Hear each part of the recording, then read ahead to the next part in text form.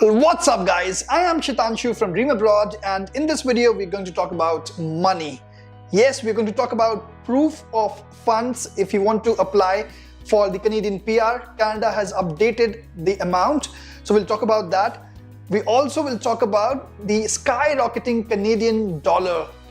If you live in India, it's now equal to 60 rupees. 1 Canadian dollar is equal to 60 Indian rupees, and 1 Canadian dollar is equal to 128 Pakistani rupee. So it's skyrocketing. How does it actually affect you? And what are those points where you need to take care? We will talk about this in this video. So if you're interested, stay tuned.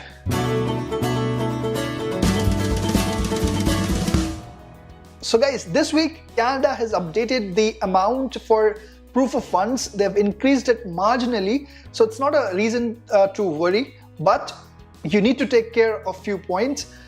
Basically, what proof of funds is, it is the amount of money that you should have in your account. You have to prove that you have that much of money in your account, and that money is somewhat equivalent to what an average person would spend in its first 6 months here in Canada. So the government wants to make sure that any new permanent resident coming into Canada has enough money that they can take care of themselves and their family, at least for the first 6 months. And of course, in the first 6 months, you'll be able to find a job and you'll get more money. So this is what is proof of funds is all about. So what is the amount that is now required for proof of funds? If you're single, then 13,213 Canadian dollars. If you are a couple, or maybe you and one more person, then 16,449. If you are a family of 3 people, then 20,222 and onwards. Now mind it, there they have specifically mentioned that you should include your spouse and children, even if they are a permanent resident already, or maybe they're not coming with you. Even then you should include them, and then only you should see the table to check out how much money would you actually need in your account to show your proof of funds. Okay, now a couple of important points. First of all, the proof of funds are only required for the candidates from FSW program or the FSTC program, which is Federal Skilled Workers Program or Federal Skilled Trade Class Program. So if you're a CEC candidate, then you don't need to show that amount. So if you're already working here in Canada, or maybe you have 1 year of experience and you have applied under the Canadian Experience Class category, then you won't need to show this proof of funds. And as you know that in the last couple of months, only CEC and PNP draws were conducted.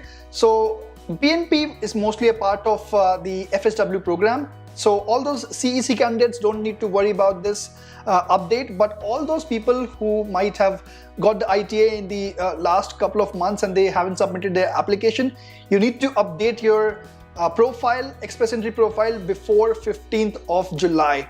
And all of those people as well who think that they would be getting their ITA in the next couple of months, you should update your express entry profile before 15th of July. Otherwise, you might become ineligible depending on what amount did you choose for proof of funds when you actually created your express entry profile. So it's very important, guys, that you should update your express entry profile just in case that the amount that you have in your account to show as proof of funds was less than what it is now in that table. You should update it immediately, at least before 15th of July, so that your express entry profile does not become ineligible and you don't have to create the express entry profile once again. And don't worry, they have clearly mentioned it that updating your profile for proof of funds won't update the date and time when they actually received your profile. So you won't lose your spot, your rank in the express entry system in case you find yourself in the tiebreaker situation in the near future. So guys, it's very important. Do update your express entry profile or your profile could become ineligible. At least do check it out.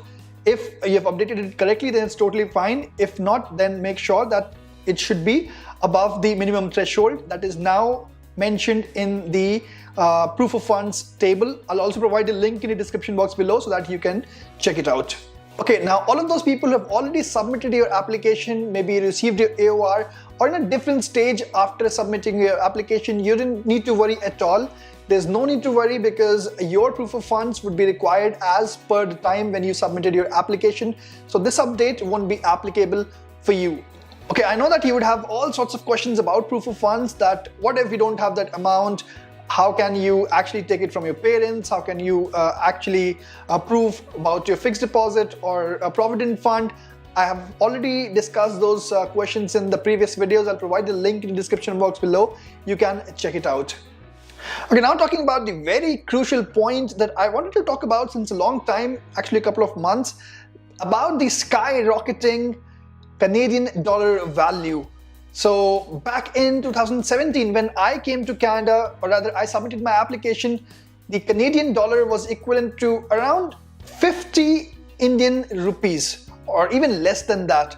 But now, since last couple of months, it is always around 60 rupees every time. And there are predictions that it would be increasing in the near future. It might go up to 65 in the next few months itself.